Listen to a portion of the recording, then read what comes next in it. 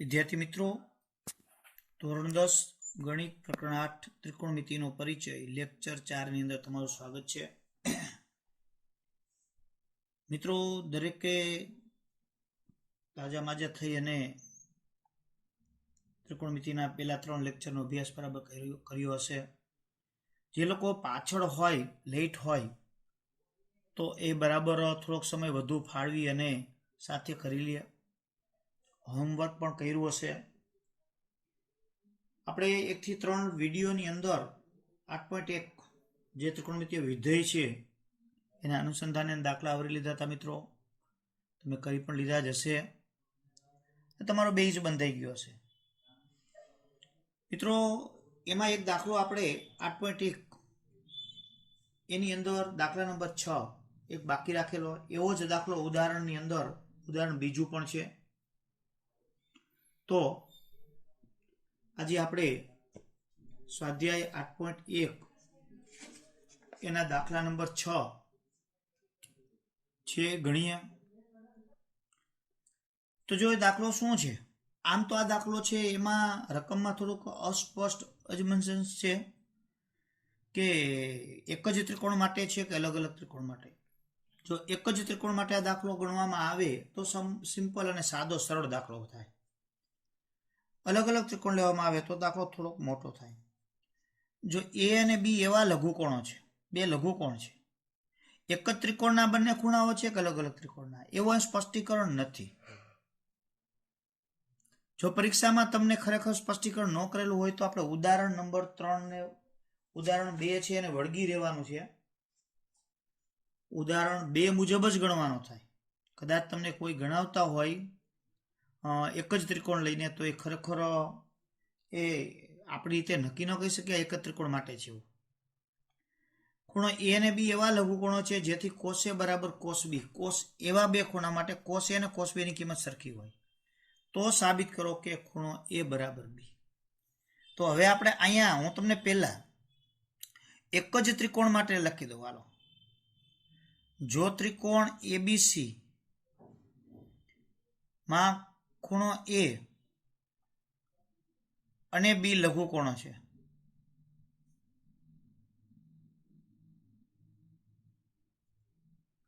એક જ ત્રિકોણની વાત થઈ, જુઓ અલગ અલગ ત્રિકોણના ખૂણા નથી અને બંને લઘુકોણો છે।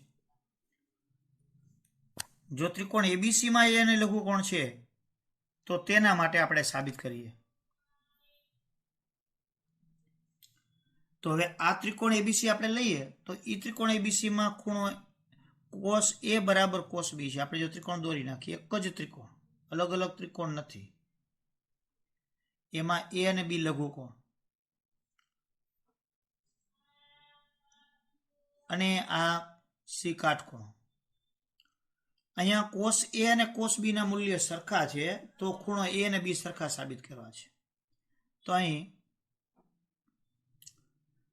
બરાબર ત્રિકોણ એબીસી માં ખૂણો સી બરાબર 90। તો હવે આપણે કોસ એ નું સૂત્ર મૂકીએ તો કોસ ખબર છે કે પાબાના છેદમાં કર્ણ, તો કોસ એ પાબા 80 અને કર્ણ એ બી, અને કોસ બી બરાબર, તો કોસ બી બરાબર એ પાબાના છેદમાં કર્ણ પાબા બીસી ને કર્ણ એ બી। તો કોસ એને બરાબર અહીં આપણને અહીં કોસ એ બરાબર કોસ બી આપણને આપી દીધા છે રકમમાં। જો તો કોસ એનું મૂલ્ય 80 ના છેદમાં એ બી, કોસ બી નું મૂલ્ય બીસી ના છેદમાં એ બી। હવે એ બી બે ના છેદમાં છે, આ બાજુ ઉપર જાય એટલે એ બી ઉડી જાય, તો એસી બરાબર બીસી। તો એસી અને બીસી બે બાજુના માપ સરખા આવ્યા। તો 9મા ધોરણમાં આપણે સિદ્ધાંત એક શીખી ગયા ભૂમિતિની અંદર મિત્રો કે જે ત્રિકોણમાં બે બાજુ સરખી હોય તેના સામેના ખૂણા સરખા હોય। તો એસી બરાબર બીસી છે, તો તેથી ત્રિકોણ એબીસી માં એસી બરાબર બીસી છે તો સામેનો ખૂણો એટલે કે સમાન ત્રિકોણ એબીસી માં સમાન બાજુના સામેના ખૂણા,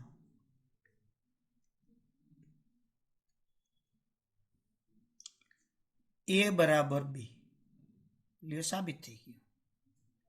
એ ને બી સરખા. કશું જ નહોતું. જો બે એક જ ત્રિકોણની અંદર બે કોસના સૂત્ર લગાડ્યા, સામ સામે સરખા આવ્યા, એટલે છેદ તો સરખા આવ્યો, ઉડી જ ગયા.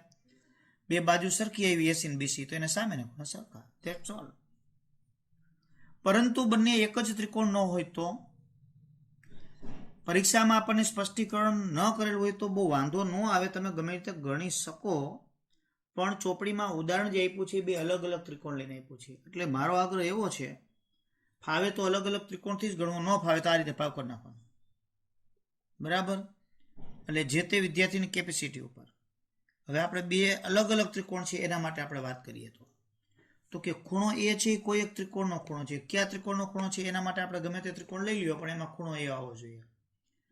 તો આપણે લઈએ કે ત્રિકોણ ગમે તે આપણે એ માટે લઈએ, એ બી નહીં લઈએ, કારણ કે બીજું ગમે તે નામ આપીશું. કારણ કે એ અને બી બે અલગ અલગ ત્રિકોણમાં લેવા છે. એટલે માનો કે આપણે આ ત્રિકોણ લઈ લઈએ,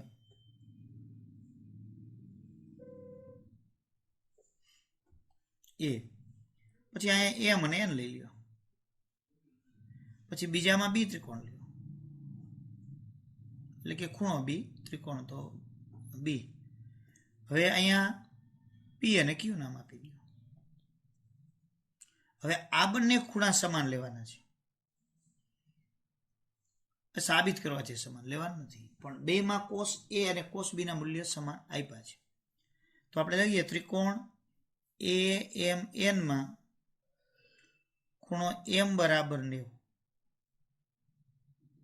અને ત્રિકોણ બી પી ક્યુ, નામ તમારી રીતે ગમે તે આપી શકો, માં ખૂણો પી બરાબર 90,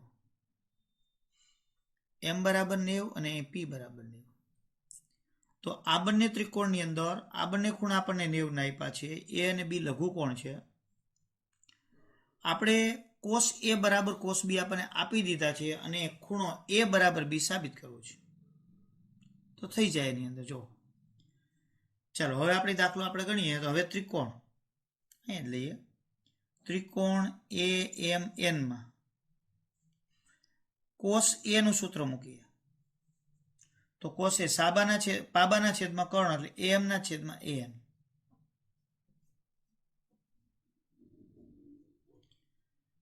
અને ત્રિકોણ બી પી ક્યુ માં કોસ બી બરાબર પાબા છે પીબી એના છેદમાં કર્ણ બી ક્યુ. બરાબર? હવે અહીં કોસ એ બરાબર કોસ બી આપેલ છે, તો તેથી આપણે શું કરશું? કોસ એની કિંમત એમ ના છેદમાં એન, કોસ બી ની કિંમત પીબી ના છેદમાં બી ક્યુ. આ રીતે આપણે સરખાવ્યા. ઉપમા લેતા તેવી જ રીતે, પણ આમાં બે અલગ અલગ ત્રિકોણ લીધા. પણ અહીંયા છેદ કોઈના સરખા નથી. તો જો અહીંયા બરાબર સમજો, અહીંયા બાજુઓનો ગુણોત્તર આપણને મળ્યો. કેનો કેનો? આની એમ ના છેદમાં આની પીબી બાજુ, એમ ના છેદમાં એન અને પીબી ના છેદમાં બીક્યુ. એટલે અહીંયા જે આપણને બાજુના ગુણોત્તર મળ્યા છે, જે હવે અહીંયા આપણે આ ગુણોત્તરની સરખામણી, અહીંયા આપણને જો ગુણોત્તર છે આપણે હજી ફેરવવાના છે. બરાબર? કારણ કે અહીંયા આપણને જે ત્રણ બાજુઓના ગુણોત્તર છે આપણે એને મેળવવાના છે. આ ફક્ત આપણને બે બાજુઓના જ ગુણોત્તર આપણને મળ્યા છે. એના ઉપરથી ત્રીજા લઈ અને બાબા શરતનું પાલન કરી અને આપણે એના ગુણોત્તરો છે મેળવી અને કામ કરવાનું છે. હવે આપણે અહીંયા એમ અને એન એક જ ત્રિકોણના છે, તો આપણે એક ત્રિકોણની છેદમાં આ ત્રિકોણની બાજુઓ મૂકવી છે, કારણ કે તો જ ત્રણની સરખામણી થાય. આપણે એકરૂપતાની શરત બાબામાં જોઈ ગયા હતા એ રીતે અહીંયા સમરૂપતાની શરત મુજબ બંને ત્રિકોણ સમરૂપ લઈ અને ત્રિકોણના અનુરૂપ ખૂણાઓ એકરૂપ લેવાના થાય. તો અહીંયા આપણે શું કરીશું? એમ છે એના છેદમાં અહીંયા પીબી ને લઈ લઈએ, એટલે એ બી એમ ને અનુરૂપ પીબી થઈ ગયા. જો બરાબર, આ એન ઉપર વહી જાય, એના છેદમાં બી ક્યુ. તો અહીંયા એન છે એના છેદમાં બી ક્યુ. તો આ બે બાજુનો ગુણોત્તર અને આ બે બાજુનો ગુણોત્તર આવ્યો. હવે જો આ બેનો ગુણોત્તર આના જેટલો જ સાબિત કરી દઈએ એટલે આપણું કામ થઈ જાય. એટલે આ એક ખાસ જોવાનું છે. અહીંયા બાજુઓને ક્રોસ કરી અને અનુરૂપ બાજુઓ પ્રમાણે ગોઠવવાના. હવે આના બરાબર આપણે કે લઈ લેવાનું. જો આના બરાબર તમે કે લઈ લેશો તો am બરાબર શું થશે? જો am નું માપ am બરાબર am ના છેદમાં pb બરાબર k કહેવાય. એટલે pb k ને ગુણે એટલે am બરાબર k ગુણ્યા pb અને an બરાબર k ગુણ્યા bq.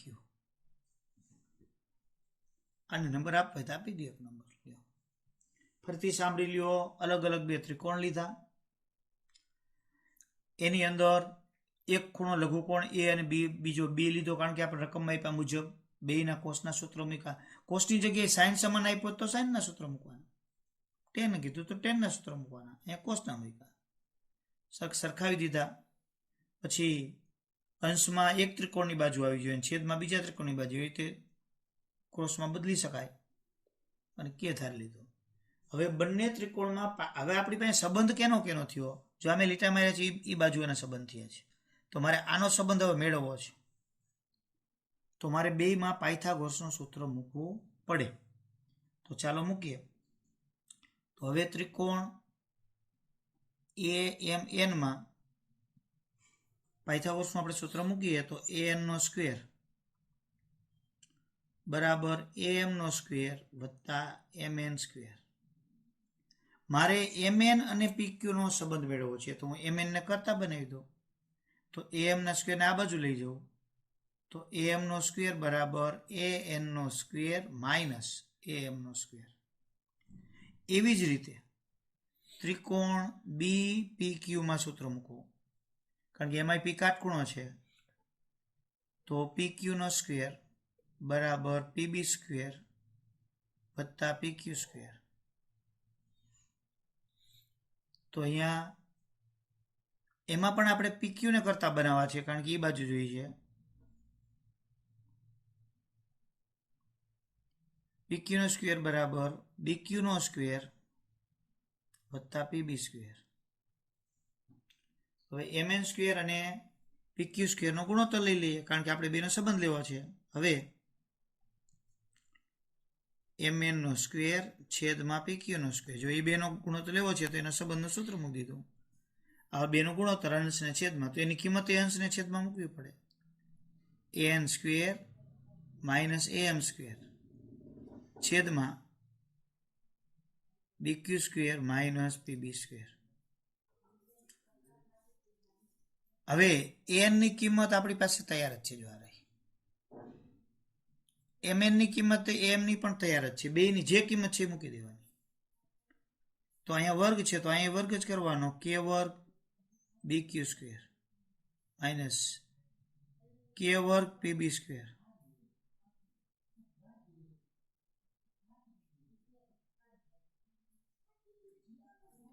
આમાંથી k વર્ગ કોમન,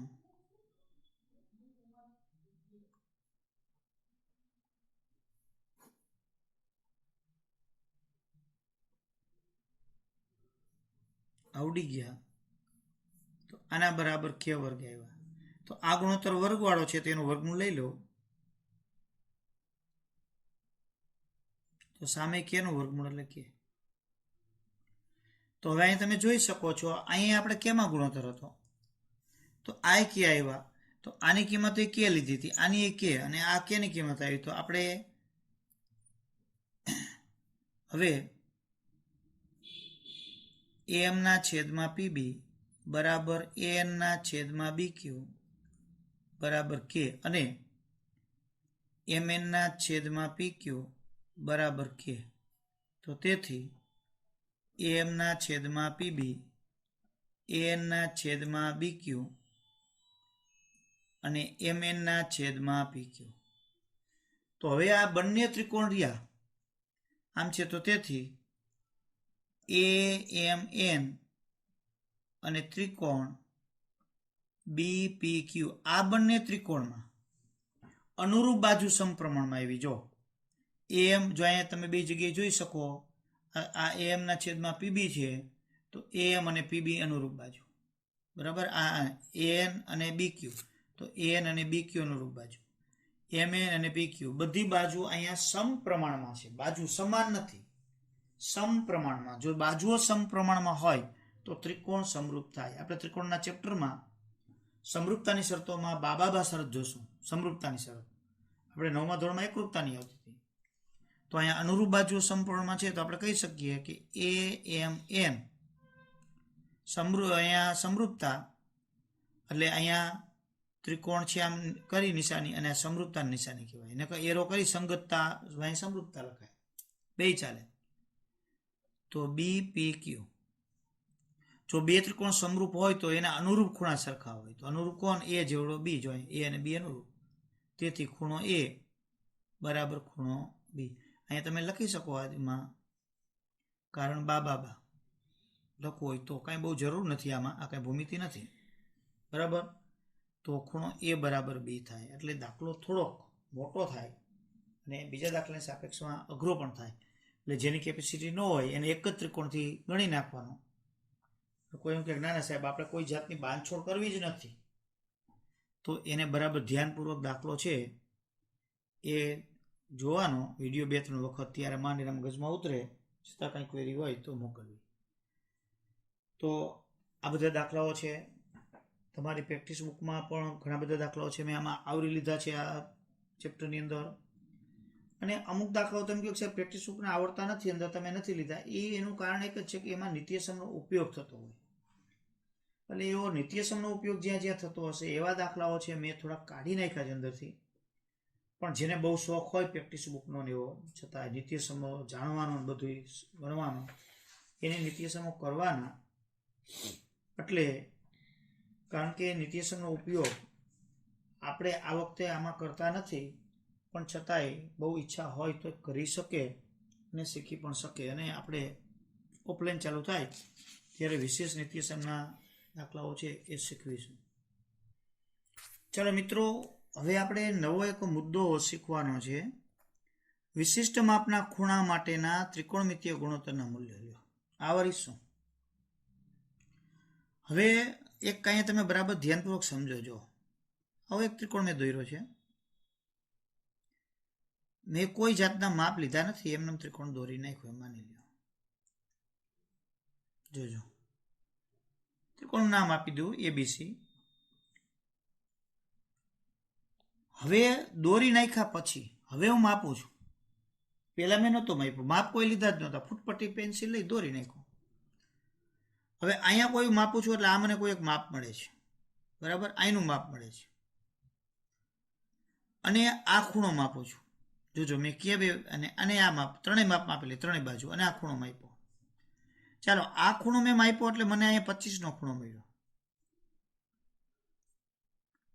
આ જે માપ છે એ પણ મને મળી ગયા છે, મેં નોંધી લીધા જે હોય તે. અને કદાચ આપણે લખવા હોય તો ગમે તે લખી શકીએ કે હાલો આનું માપ 3 હતું અને આનું માપ છે એ 5 મળ્યું છે અને આનું છે એ 7 છે. આવું કંઈક માપ મળી ગયું, જે કાંઈ મળ્યું હોય તે, બરાબર. તમે આ 3, 5, 7નો દોરો, આ 25નો ખૂણો નહીં થાય, આ તો થાય છે માની લો આપણે, જસ્ટ સમજવા માટે. ચાલો હવે પાછો બીજો ત્રિકોણ તમારો દોરો છે, આ તો દોરાઈ ગયો, બરાબર.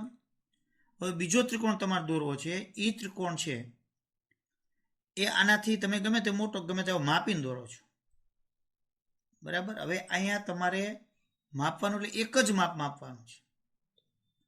તો કે આ લીટી ગમે તેમ દોરી નાખી તમે, બરાબર. હવે અહીંયા કોણ માપકથી 25નો ખૂણો તમે માપી લ્યો છો, બરાબર. અને આ કાટકોણ ત્રિકોણ દોરી નાખો છો.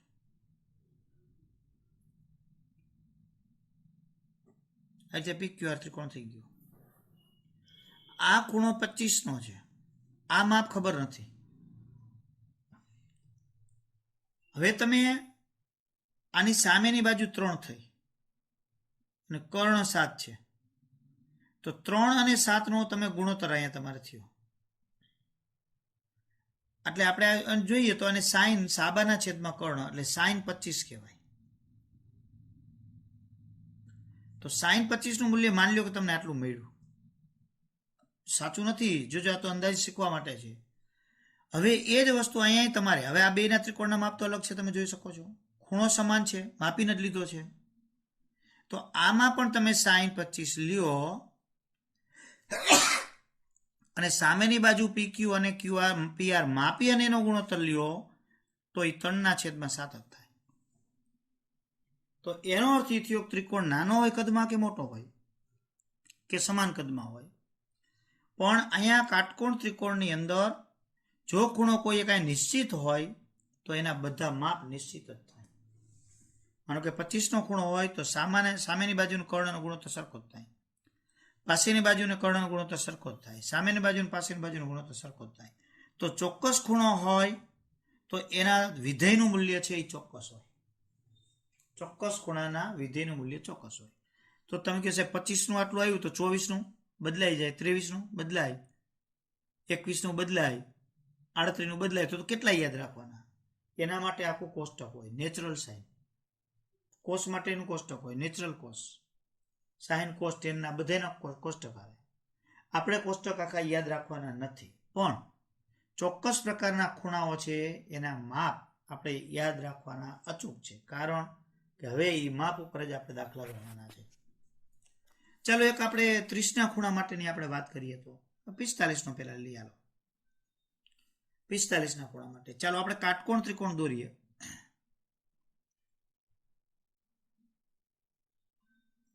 એમાં મારે 45નો ખૂણો જોઈએ છે. ચાલો એબીસી દોરી નાખ્યું, તો બહુ સમજવા જેવી બાબત છે. અમે અહીંયા આ 90નો ખૂણો છે. હવે આમાંથી એક 45નો લઈ લો, કોઈ પણ એક 45, હાલો આ લઈ લો. તો તમને ખબર છે કે ત્રિકોણના ત્રણેય ખૂણાનો સરવાળો 180. મિત્રો જાણીએ છીએ ને આપણે, ત્રિકોણના ત્રણેય ખૂણાનો સરવાળો કેટલો? 180. તો આ 90 હોય તો આ 45, તો આ 45 જ હોય, ફરજિયાત છે, ફિક્સ જ, કારણ કે તો જ 180 થાય. તો હવે આ ત્રિકોણમાં બે ખૂણા સમાન થયા, જો તો સરખા ખૂણાની સામેની બાજુ સરખી, તો આની બાજુનું માપ એ, તો આનું એ જ થાય. લ્યો, તો પાયથાગોરસનું સૂત્ર મૂકો, તો આ બેનું માપ તમે એ ધારી લ્યો છો, તો પાયથાગોરસનું સૂત્ર મૂકો તો 80નું મૂલ્ય તમે લેશો તો √2a આવશે. તો હવે તમે અહીંયા કોઈ પણ કિંમત લ્યો, માનો કે સાઇનની કિંમત લેવી, ચાલો સાઇન સાબાના છેદમાં કર્ણ, તો એના છેદમાં એટલે સાઇન 45 જો, તો એના છેદમાં √2a, એ ઉડી ગયા એટલે 1/√2 આવે. હવે કોઈ પણ માપનો કાટકોણ ત્રિકોણ લ્યો, પણ જો ખૂણો 45નો હોય તો સાબા અને કર્ણનો ગુણોત્તર તમે લ્યો તો જવાબ 1/√2 જ થાય. એ જ રીતે જો તમે કોસ લ્યો તો અહીંયા 45 લ્યો, કાંઈ ગમે લ્યો, તો પાબાના છેદમાં કર્ણ, તો એના છેદમાં √2a, એ ઉડી ગયા એટલે 1/√2. તો સાઇન 45 ને કોસ 45 ની કિંમત 1/√2 યાદ જ રાખી લેવાનું થાય. 10 લ્યો તો 10 એ સાબાના છેદમાં પાબા, તો એના છેદમાં એ ઉડી જાય, તો સાઇન 45 કોસ 45 ને tan 45 એ બધાની કિંમત અહીંયા તમને મળી. જો તો કોસેકની એની વ્યસ્ત થઈ જાય, કોસેકની કોસેક 45 ની એની વ્યસ્ત એટલે √2, સેક 45 ની કોસની વ્યસ્ત થાય એટલે એની એ √2, કોટ 45 એ tan 45 ની વ્યસ્ત થાય, કારણ કે આપણે આગળ જોઈ ગયા છીએ કે tan નું વ્યસ્ત કોટ, સાઇનનું કોસેક અને કોસનું સેક, તો એકનું વ્યસ્ત એક. તો આ રીતે બધા ખૂણાના માપ મળે, બધા એકો એક ખૂણાના માપ મળે, બધાની આખી પદ્ધતિ છે, પણ આપણા અભ્યાસક્રમમાં એટલું બધું ઊંડાણપૂર્વક નથી. તમે સાહેબ 30નો હોય તો જો, માનો કે 30નો ખૂણો ક્યાંક લઈ, હાલો ચાલો આ 30નો ખૂણો,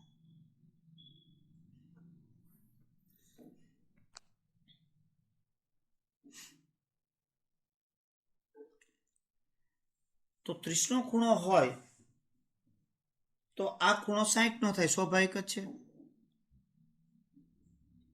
ભૂમિતિમાં એક નિયમ છે, 30ના ખૂણાની કાટકોણ ત્રિકોણમાં 30ના ખૂણાની સામેની બાજુ કર્ણ કરતા અડધી હોય, કર્ણ જેટલો હોય ને એના કરતા અડધી હોય. તો આના સામેની બાજુ કરતા કર્ણ બમણો હોય, માનો કે આ એ હોય તો આ 2a. હવે અહીંયા પાયથાગોરસનું સૂત્ર મૂકો તો કર્ણના વર્ગમાંથી આનો વર્ગ બાદ કરી નાખો એટલે અને પાછું વર્ગમૂળ લ્યો એટલે √3 આવશે. આવા જ માપ મળે. અહીંયા 5 હોય તો એને ડબલ લઈને 10 થાય અને √3 × 5 એટલું માપ આનું થાય. તો હવે અહીંયા તમે સૂત્રો બનાવો તો સાઇન, જો અહીંયા સાઇન લ્યો સાઇન 30, તો સામેની બાજુ ભાગ્યા કર્ણ એના છેદમાં 2a,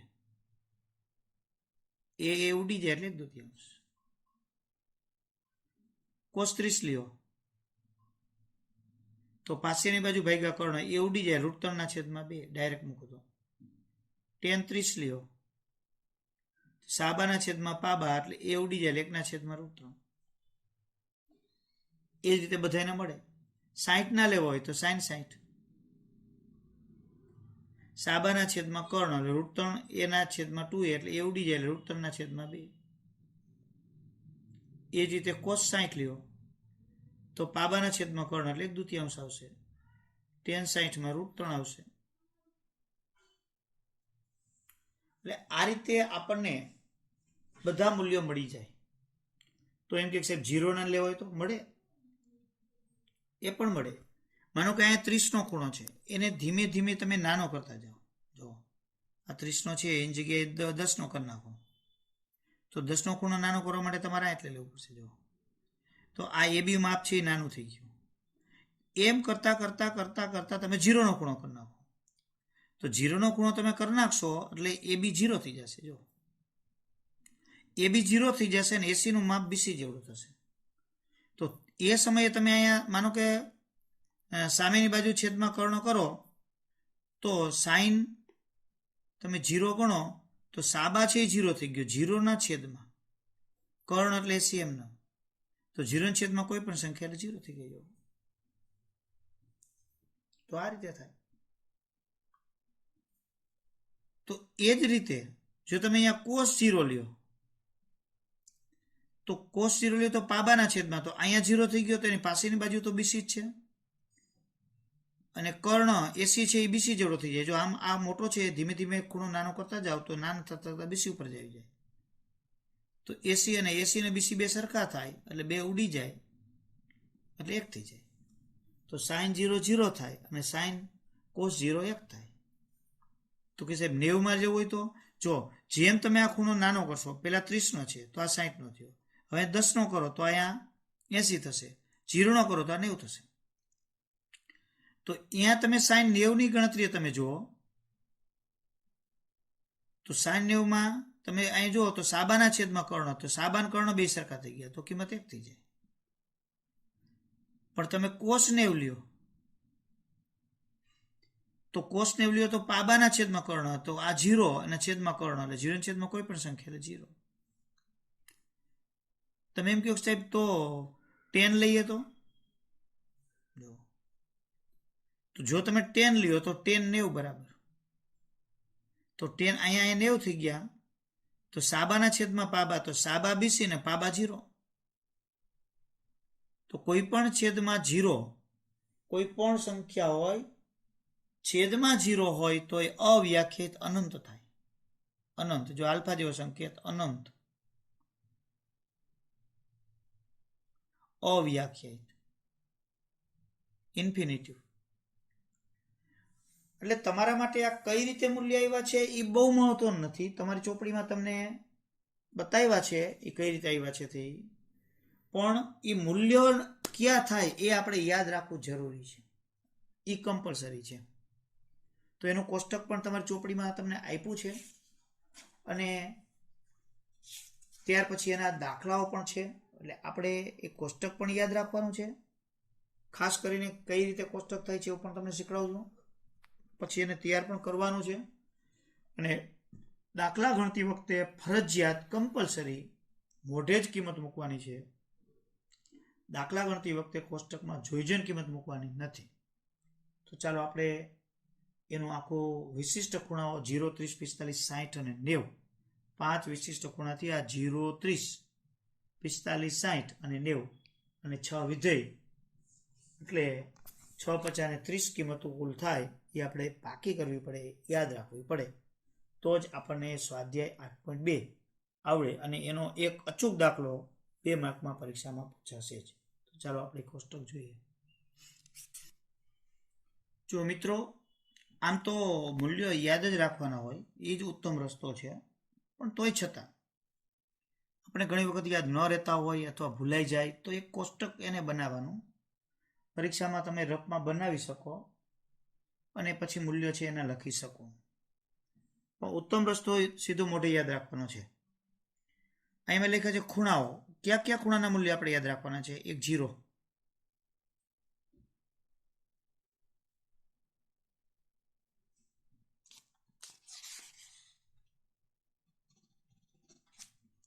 એક 0 નું મૂલ્ય, પછી 30, 45, 60 અને 90. આ 5 ખૂણાઓના મૂલ્યો આપણે યાદ રાખવાના છે બધા વિધેયના. તો પહેલા આપણે સાઈન માટે લઈએ તો સાઈન 0 એટલે કેટલું મૂલ્ય થાય એમ. પછી સાઈન 30 નું મૂલ્ય કેટલું થાય, સાઈન 45, સાઈન 60 ને સાઈન 90. આમ તો સિમ્પલ વસ્તુ છે, છતાં પણ જો તમને એક ટેકનિક શીખવાડી દઉં, નહીતર પહેલી લાઈન યાદ રાખો એટલે બાકી બધા આખો ગોઠો આવી જાય. હાવ સિમ્પલ વસ્તુ. માનો કે સાઈન 0 નું મૂલ્ય છે 0 થાય, સાઈન 0 નું મૂલ્ય બરાબર. સાઈન 30 નું મૂલ્ય 1/2, સાઈન 45 1/√2, સાઈન 60 √3/2 અને 60 90 નું મૂલ્ય 1. ડાયરેક્ટ જ રાખવાનું. એક બીજી પદ્ધતિ છે એવી, જો અહીંયા 100 એકડા લખી નાખવાનું, 0, 1, 2, 3 અને 4. 0 થી ચાલુ થાય. જો પછી કેટલે 4 પહોંચ્યા એટલે બધાને 4 વડે ભાંગી નાખવાના.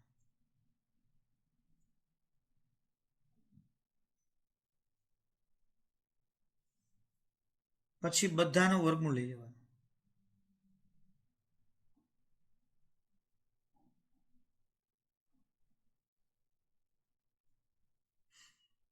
તો 0/4 એટલે 0, જો આવી ગયા, સાઈન 0 એટલે 0. અહીંયા 1 નું વર્ગમૂળ 1, 4 નું 2 એટલે સાઈન 30 1/2. અહીંયા છેદ ઉડી જાય તો 2 અને 4 છેદ ઉડે 1/2, એનું 1 નું વર્ગમૂળ 1 પણ 2 નું ન નીકળે એટલે √2 એટલે સાઈન 45 1/√2. અહીંયા 3 નું વર્ગમૂળ ન નીકળે એટલે √3, 4 નું 2 અહીંયા ઉડી જાય એટલે 1. આ રીતે થાય. તો આવું બધું પરોજણ માપડા કરવા કરતાં આપણને સીધું યાદ રહી જાય. સાઈન 0 0, 30 1/2, 45 1/√2, 60 √3/2 અને સાઈન 90 એટલે 1. એટલે આ સાઈનના મૂલ્ય યાદ રહી જાય એટલે કોષ્ટક બનાવવામાં બાકીના બધા મૂલ્યો આવડે. લ્યો, હવે સાઈન પછી કોસ. તો કોસનું મૂલ્ય તમારે લેવા છે તો ઓલી બાજુ 90 નું છે તો કોસ 0 નું, સાઈન 90 નું મૂલ્ય જેટલું છે એટલું જ કોસ 0 નું થાય. સાઈન અને કોસ એકબીજાના કોટિકોણ છે, આપણે 8.3 માં જોશું. એટલે સરવાળો 90 થતો એના મૂલ્ય સરખા થાય. તો 0 અને 90 નો સરવાળો 90 થાય. તો અહીંયા તમારે સાઈન 90 નું મૂલ્ય અને કોસ 0 નું મૂલ્ય સરખું. ટૂંકું ટચ કહીએ તો છેલ્લું છે એ પ્રથમ થઈ જાય. પછી 60 છે એ કોસ 30 નું મૂલ્ય થઈ જાય. જો છેલ્લેથી જ મુક્ત, છેલ્લેથી આગળ, છેલ્લેથી બીજું છે તો આગળથી બીજું, √3/2. અને આ 45 નું 45 જેટલું જ 1/√2. હવે આ 30 છે તો એ છેલ્લે આને થાય એટલે 1/2 અહીં આવી જાય અને 0. હવે અહીંયા તમે જોઈ શકો સાઈન અને કોસ જેના બેના ખૂણાનો સરવાળો 90 થતો હોય એના મૂલ્ય સમાન જ હશે. જો સાઈન અને કોસ એ બેના સરવાળો, જો આ તમે લ્યો તો આ બે ખૂણા 0 0 થી મૂલ્ય સમાન નહીં હોય. તો સાઈન 0 નું મૂલ્ય લ્યો ને ત્યારે કોસ 90 નું મૂલ્ય સરખું જોઈએ. જો આ બેમાં બરાબર. પછી આ બેના તમે જુઓ એ પણ સરખા, કારણ કે આનું 90 ને આનું 0 નું. પછી આ બેનું 60 અને આનું 30. જો સાઈન 60 ગણો, કોસ 30 ગણો, બેના મૂલ્ય સરખા. સાઈન 45 કોસ 45 સરખા. એટલે કેના કેના સરખા થાય છે આપણને યાદ હોય તો ઝડપથી આપણને આવડી જાય. પછી 10 ટેન એટલે આપણે એક સૂત્ર મેં તમને કીધું હતું, આપણે એનો ઉપયોગ બહુ નથી થયો, સાઇનના છેદમાં કોસ એટલે ટેન. તો સાઇનના છેદમાં તો ટેન 0, તો સાઇન 0 છેદમાં કોસ 0, તો 0 છેદમાં 1, 0 છેદમાં કોઈ પણ સંખ્યા એટલે 0. ટેન 30 લ્યો તો સાઇન 30 છેદમાં કોસ 30, તો આના છેદમાં આ મૂકી દો, તો 1/2 છેદમાં √3 છેદમાં 2, તો 2 છેદના 2 ઉડી જાય એટલે 1 છેદમાં √3. અહીંયા બંને સમાન ઉડી જાય એટલે 1, અહીંયા 2 ઉડી જાય એટલે √3. અને 1 છેદમાં 0, કોઈ પણના છેદમાં 0 એટલે અનંત થાય, અવ્યાખ્યાયિત, જેને આપણે ઇન્ફિનિટિવ, આમ આલ્ફા જેવો સંકેત આવે છે, આલ્ફા જ અવ્યાખ્યાયિત,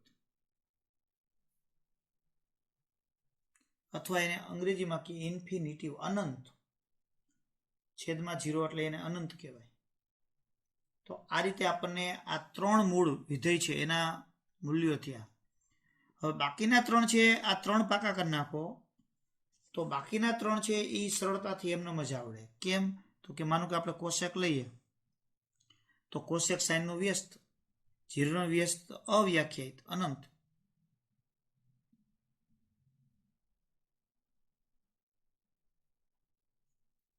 જીરોનું વ્યસ્ત અનંત, 1/2 વ્યસ્ત 2, 1 છેદમાં √2 નું √2, અહીંયા 2 છેદમાં √3 અને 1 વ્યસ્ત 1. એ જ રીતે હવે સેક લ્યો તો કોસનું વ્યસ્ત.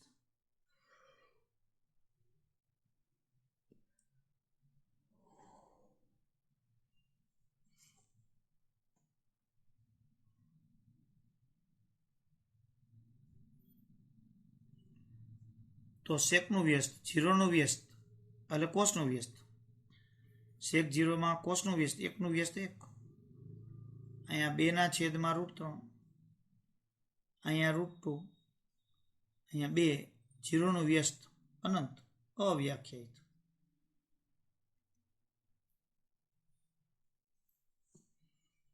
એ જ રીતે તમે કોટ લ્યો તો 10નું વ્યસ્ત થાય.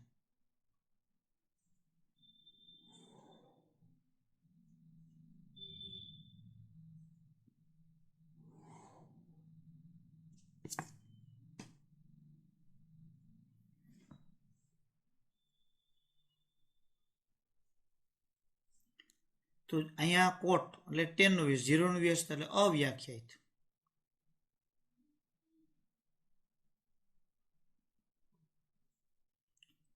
અહીંયા 1 છેદમાં √3 છે એટલે √3, 1 વ્યસ્ત 1, 1 છેદમાં √3 અને અવ્યાખ્યાયિત છે એનું વ્યસ્ત 0. તો આ રીતે આપણને દાખલાઓ છે એ ગણવા માટે પહેલા આપણને મૂલ્ય આવડવા જરૂરી છે. તો મિત્રો મૂલ્ય છે પહેલા બરાબર તૈયાર કરો, 2-5 વખત, 7-8-10 વખત વાંચો. મોઢે આખો કોઠો મોઢે પાકો પહેલા નહીં થાય. મૂલ્યમાં સાઇનના જ મૂલ્ય પહેલા પાકા કરો. એક દિવસમાં તમે અડધી કલાક બેસો ત્યારે પહેલા સાઇનના મૂલ્ય, પછી અડધી કલાકમાં કોસના મૂલ્ય અને પછી અડધી કલાકમાં ટેનના. 3ના જ મૂલ્ય પાકા કરો. પહેલા સાઇનના થાય પછી જ કોસને અડો. 3ના મૂલ્ય મોઢે પાકા થઈ જાય પછી વ્યસ્ત કરો એટલે બાકીના કોસેક સેકને કોટના થઈ જાય અને પછી જ દાખલા ગણો. પછી દાખલામાં એને મૂલ્ય મૂકવાના થશે અને એ મૂલ્ય મુકાય એટલે આપણને એ દાખલાઓ છે એ આવડવા માંડે. સાચા મૂલ્ય મુકાય તો જ સાચો દાખલો થાય. તો હવે આપણે આ વિડીયોની અંદર ફક્ત મૂલ્યોની વિગતો અને એની વાત જ તૈયાર કરવાની હતી. એને તૈયાર કરો એટલે આના પછીના નેક્સ્ટ વિડીયોની અંદર આપણે દાખલા ગણવાનો છે એ ચાલુ થાય. એટલું રહેવા દઈએ. અસ્તુ.